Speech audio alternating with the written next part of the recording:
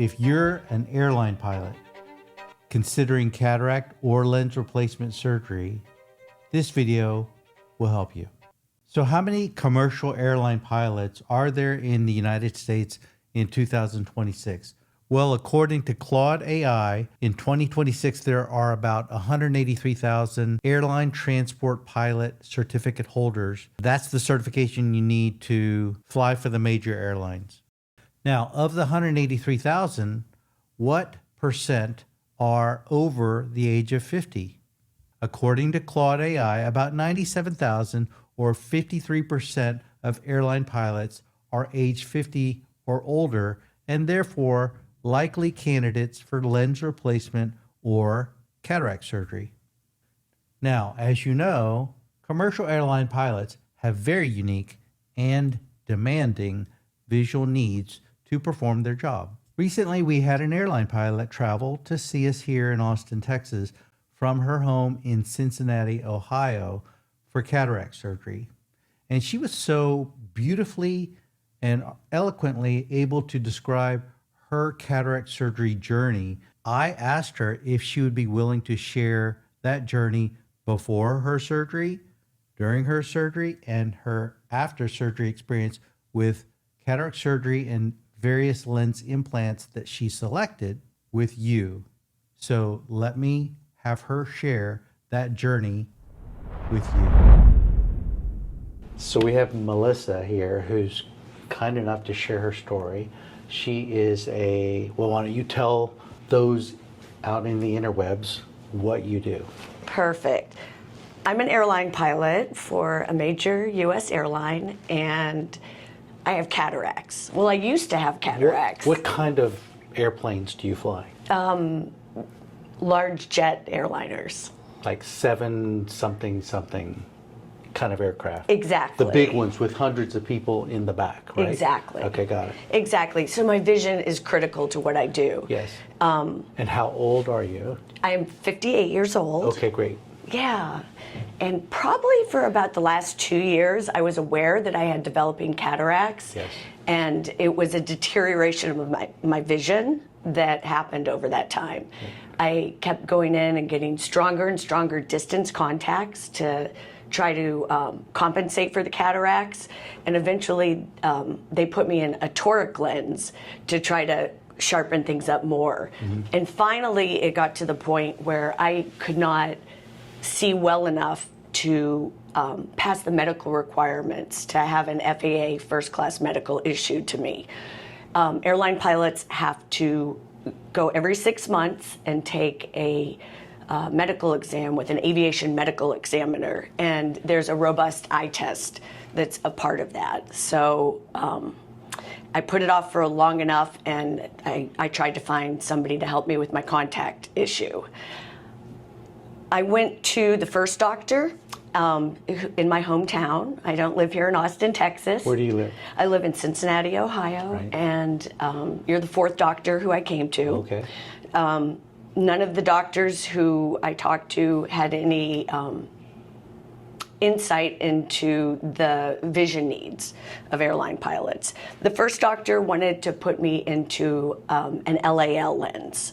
Light adjustable lens. Yes, and he was new to this and had only done maybe about 20 of them. And that honestly made me a little bit nervous when I did my research. So I went to see a second doctor in New York City where I worked, and great doctor, and wanted to put me into the PureSee lens. And it was just coming out that month, like the next month when I talked to that doctor. And I started doing research on the PureSee lens. And at my job, I have an aviation medical examiner who also used to do eye surgery like you, and I was able to connect with him, and he said, do not get the PureSee lens. You need to, he said that the gold standard for DOT drivers, truckers, and airline pilots is to get a monofocal lens, corrected for distance, and then you can use progressives to bring in your intermediate and your near vision. So that changed my plan about getting the PureSee lens. And in particular, this doctor I know through my job said that the bausch and lomb is it the Li61AO? Exactly. He said that's the best monovision lens that's ever been created, and that's what he has installed in the eyes of pilots and truckers for his career. And so I went back to the doctor in New York City who said, well, maybe I'll give you an Eyhance lens instead. And then I found out that Eyhance is an extended depth of field lens, and it would be the same problem. And that doctor kind of turned their nose up at the three-piece bausch and lomb lens and looked at it. Our favorite monofocal, by the way. Yes, and said, oh, that's a three-piece. Like there was something bad about it. Right. And that's when I found you on YouTube, when I was doing my research. And you liked the same lens that my aviation doctor told me that I should have. And I came to see you. And you have been amazing to work with. Oh, there was another doctor in Cincinnati between the New York City doctor and you. And what did they say? That doctor, well, honestly, that doctor said, yes, that's a great lens. I'm going to put that in your eye for you. But that doctor's practice insisted that I take Versed for the procedure. And I said, I don't really want to take Versed to get eye surgery. I think a lot of doctors don't use it. And they said, we won't give you eye surgery otherwise. Oh, wow.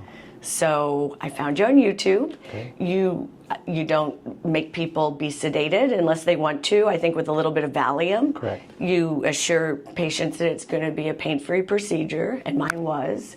You liked the lens that I had recommended, so I came to see you.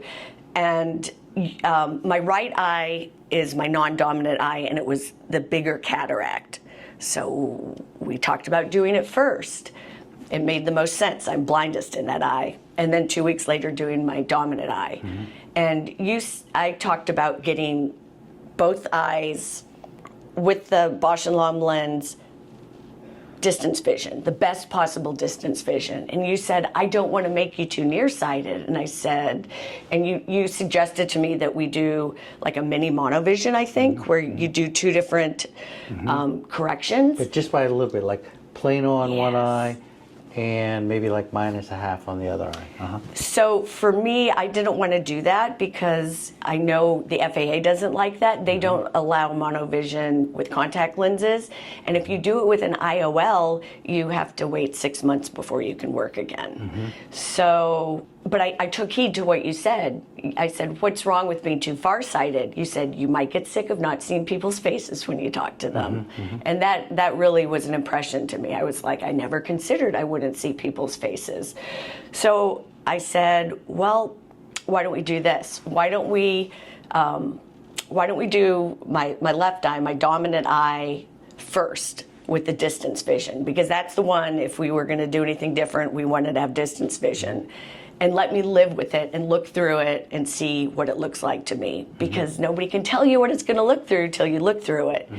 And I went home with this Bausch and Lomb lens in my eye, and I call it my bionic eye because you will not believe how perfectly I can see distance with it. It's amazing. And it was amazing for distance, but when I was driving my car, I couldn't see Waze on the screen. The speed indicator was blurry. Dashboard blurry. The dashboard was blurry. And when I went golfing, the golf ball on the ground was blurry. So it just ate right into my intermediate distance. And I certainly couldn't even see my iPhone if I wanted to look at it in the middle of the night. I'm like, Dr. Wong is right. I'm going to be wearing progressive glasses to do everything for the rest of my life if I get another one of these. And so then you emailed with me back and forth about different options to give me the vision that I want. Because as a pilot, I have to have perfect distance vision. I can have no glare. I can have no halos. Nothing weird like that, because we might be looking through rain. We are looking through a windshield. There's all sorts of lights that we have to be able to interpret in order to maneuver the aircraft from the air to the ground. But I also have to be able to see inside of the airplane we literally fly the airplane with our intermediate vision on the dashboard. Yes. So I have to see that clearly. And I have an overhead panel. I've got to see that. That's a little bit closer. And then I've got a computer down here and an iPad here with my charts on it. I have to be able to see all of those distances.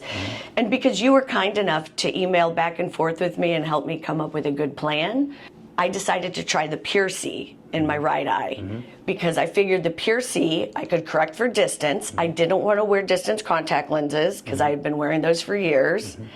I wanted to just have perfect distance vision, but I wanted that PureSee to bring me back into my intermediate a little bit and help the left eye with that.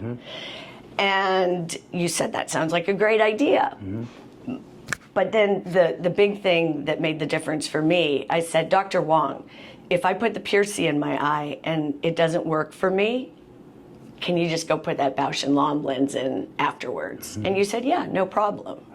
And I said, if I do the PureSee IOL and I don't like it and have you take it out and put the bausch and lomb lens back in, will the vision be any worse than if I got it the first time that way? And you said, no, it's no problem. And that made me so comfortable and let me know this is worth a shot. And it's worth the money, even if we have to throw that IOL away. Because I knew in your hands, you were going to be able to fix it if it didn't work. But beautifully, it's worked amazing. Okay, so now, today, July 15th, 2026. Your left eye was done about 3 months ago. That's the LI61A monofocal. Your right eye was done about 2 months ago. It's the PureSee. She's basically plano in both eyes, maybe minus a quarter in the right eye. What's the difference that you perceive between left and right eye? Well, we just tested my vision, and it was easy 20/20 with both eyes into 2015. I couldn't get every single 2015 letter up there, but almost all of them. Here's the difference. The Bausch and Lomb lens, the LI 61. AO. Yes, it's bionic for distance vision. It might be better than my real eye was. Okay. And there's no problems with contrast, halos, anything. It's amazing. The PureSee might not be as good for distance, but it's good enough. And it pulls me so far back into the intermediate and near. When you walked in, I was looking at my iPhone without my reading glasses. Oh, yeah. I generally use my reading glasses for looking at my iPhone. I can see the dash in my car. All I do is wear 1.5 readers to see things up close. I went to the simulator to test my eyes after my surgery, and I almost cried. It was so good. I had my 1.5 readers on my nose. I could see outside perfectly. I could see everything inside perfectly. And if I wanted to look at something close, I just looked through my readers. It's such a blessing that I'm able to operate without glasses, except for the near vision. So do you carry reading glasses with you? You do? All the time. Okay, those are 1.5? These are 1.5s. Okay. And for me, I've been living like this for the last probably 7-8 years of my life. My vision started, I had 2015, 2010. With contacts, you were... Until I was 47, I had bionic vision. And then age-related degeneration came to my distance vision. And that's when I had to start wearing distance contacts. So I wore distance contacts for years. My near vision was perfect. Okay. So as you aged, you became nearsighted. I became nearsighted. So you had to wear contacts, and then you threw on reading glasses. So I've been wearing. I've lived like this for a while. Okay. Have you flown yet? No, and this is the reason, because the FAA medical that I hold, there's waiting periods depending on what kind of lens you get. The PureSee is considered an extended depth of field lens, and I have to wait 90 days before I can fly. What if you have a monofocal? Is there a waiting period, or what is the waiting period? 2 weeks. Oh, okay. Yes, but for me, it's worth it to, have this beautiful vision where I can see so much, and I just need reading glasses. So you're in the simulator, which I assume is just like inside of a cockpit. Exactly like an airplane. Okay, so you're in your simulator. What percentage of the gauges are you able to read without any help? Pretty much I just use my reading glasses for looking at my iPad, and maybe we have a little computer we program down in the middle of the airplane. Okay. So a good portion of them. Okay, how's your night vision? My night vision is unbelievable, and the PureSee lens, I know it's brand new, and I was cautioned that it's not 100% no halos. I think that the research said there was 3% of the people would get halos at night with the PureSee. I have had zero issues with it at night. Quality vision through your right eye PureSee is totally normal? Nighttime? Yes, it's totally normal. What I will say that if I look at a light at night with the left eye and then then the PureSee eye, there's a little bit of a difference in how I would see like a red light on a traffic light, but there's no aberration with either one of them. It's just a little bit different the way my eye perceives it. Beautiful. It is beautiful, yes. Okay, awesome. This is amazing. So we do see pilots, and pilots have unique visual needs, and you're such a very good describer of what's going on. It's very helpful for other people pilots get cataracts too. For pilots who are trying to make a decision about how they want to see, what kind of lens to pick. So what you're sharing is like gold. That's one of the reasons I said I would sit down and talk with you when I went on the internet to try to harvest information, because pilots make decisions with information about what the best solution was for me with these cataracts. There's barely any information on the internet. And I think that a lot of pilots are nervous about their medical certificates and losing it, and they want to be very quiet about any issues that happen with them. Right. So maybe other pilots will be able to find this, and it's easy for pilots to travel and be able to have the blessing that I've had of getting my eyes fixed so beautifully. My vision is just amazing. One other thing I noticed too in my cataract journey is I started talking to people about cataract surgery, and folks would say, "Oh, my aunt just had it. It's such an easy procedure," or "My brother just had it." But then when you talk to people who have had it, there's a lot of people out there who don't like the cataract lens solution that they have. I've talked to a lady who got corrected for distance vision, and she's very unhappy because she's a bookkeeper and she's working with close-up range of vision all of the time. She wishes she had prioritized that and then worn glasses for seeing distance. I know a guy at the tennis club who has monovision. Is that when they're different? And he says sometimes when he throws the ball up, it looks a little double vision up there. So I have no complaints. I literally couldn't be happier, and I thank you so much. Thank you. Yeah. Awesome. Thanks for sharing. And there you go. Thanks. Can't thank you enough. Yeah, Yes. You're awesome. That was awesome because it was so beautifully expressed. Thanks to our patient for sharing her story with you. Now, we use all different lens types for our patients who are pilots: monofocals, extended depth of focus, and multifocal lenses. Importantly, we work with each patient to understand their needs and help them see their very best for their occupation. As always, I hope this video was helpful for you. Thanks for your time and watching, and I will see you on the next one. Bye-bye.